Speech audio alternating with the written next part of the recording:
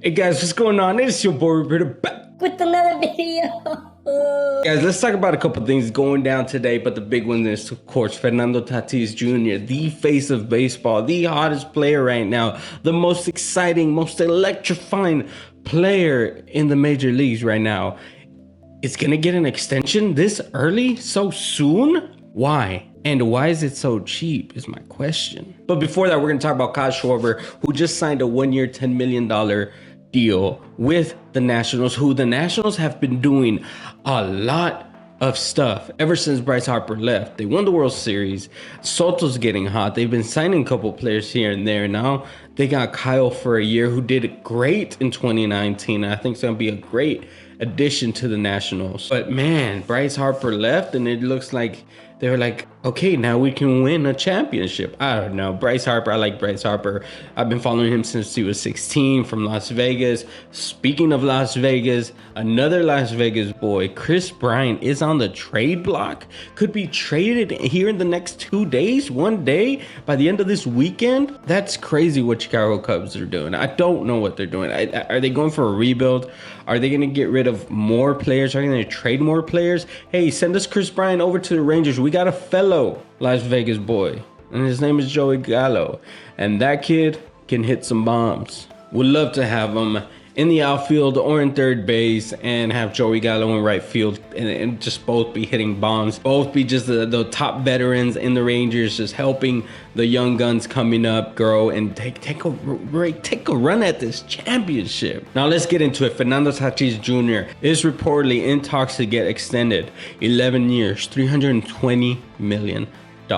That's a lot of money. That is huge. That is crazy money that I will probably never ever see in my life. But for Fernando Tatis Jr., in my opinion, that's too low. That would give him $29 million a year. That puts him in 8th all-time contracts per year, below Machado, his teammate, at $30 million, and below Scherzer with the Nationals, who got $30 million.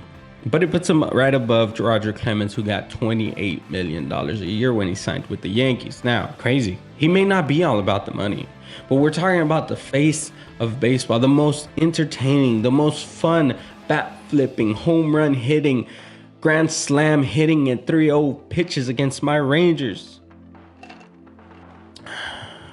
You swing at 3-0 pitches, Tatis. You swing. Don't listen to our coach. He should, in my opinion, he should be like 3rd all-time paid player. He's just gonna be so good, bearing that he doesn't get a huge injury. This kid's gonna be good for so long, like 33 years old when he finishes this contract. We're just gonna give him another contract, another multi-million-dollar year contract. He's gonna be like A-Rod, who signed multiple huge contracts. I really truly believe that Fernando Tatis Jr. is just gonna be good for so many years. This just seems very cheap. He's out here making baseball look fun. He's a face of baseball. Everybody's just watching Fernando Tatis Jr. play the game and want to play like him, dress like him, have that swag like him. This man deserves a lot more money. Now, I'm in conversations with Yasiel Puig's agent, Lisette, who is helping Luba Sports manage him. And she's an agent. She's been working with Yasiel Puig for a long time. And I've had the opportunity to talk to her on Twitter and have a conversation. We exchange information. But right now she's in Game 7 with Yasiel Puig playing in winter ball over there in the Dominican. And she's going to get back to me tomorrow. Since I can't put her in this video, then I will make another video if more information comes out for Tatis' extension, if it becomes official, if it actually becomes signed, anything like that. I'll make another video and include her comments. But I basically asked her, what do you think about these numbers? Is this low for him?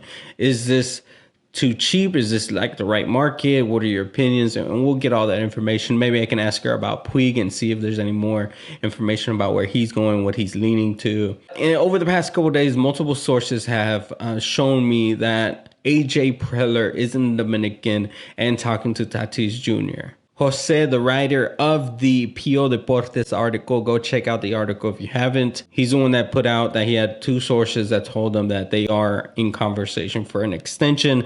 Also, Laura from Más Que Pelota, she's on Instagram. She does interviews with different players. She interviews different players. She reports on baseball. She also posted that AJ Preller is out there and talking to Tatis Jr. Now, it was being rumored that this may be announced in a week, next week coming up. I think they just confirmed that they think it will be announced next week. It might happen, but it wasn't unclear. They said that there is ink on paper, which I think this is what we know now. AJ Preller went to the Dominican because he's playing over there to talk to Tatis and brought him a contract and said, hey, let's start talking. What do you think of this? Let's start here. And I think they're taking numbers. I think it's going to be a little while since Tatis is playing out there. I don't think he'll be out next week, maybe in the next couple months, maybe before the season starts. Like I said, Lindor, I think it'll be a blessing for the Mets if Lindor signs before the offseason, before he becomes a free agent. If he does sign with the Mets, it's huge for the Mets. It's huge. I think it's huge because Lindor has nothing to hold him to the Mets. He doesn't have a connection with the Mets yet. He's barely going to play 1 year. It may go good. It may go bad. We don't know how he's going to be with the staff, with the players, with the teammates, with the front office. Is he going to like it there? Is he not? Is he going to like New York? So if he does sign before he even plays with the Mets, that's a blessing for the Mets. I think that's incredible, and they're lucky. But I think he's going to go to the offseason and test the free agency market and just tell Mets, hey, I'll consider you, but I want to see what's out there. And for that, I think Fernando Tatis Jr. doesn't have to sign right now. Like, he doesn't. He can wait till Lindor signs and start there because Lindor's going to be a big contract. I think maybe bigger than $29 million a year. I'm just giving you guys my opinion. I want to know what you guys think. Down below in the comments, please leave me a comment. What do you think his contract will be? Do you think it will happen this year, next year? And do you want Tatis to sign now or want him to wait and secure the bag and get a bigger contract? Let me know. Is Fernando Tatis Jr. the face of baseball right now? I'm curious. Thank you guys for watching. If you haven't yet, please hit that subscribe button for more baseball content, more sport card content, and just more fun. If you guys got any Ranger stuff, send it over, man. I'm a Ranger fan for life. Win or lose. One strike away from winning the World Series or not, I'm there. Always. Bad memories. Nos vemos, familia. Hasta la otra.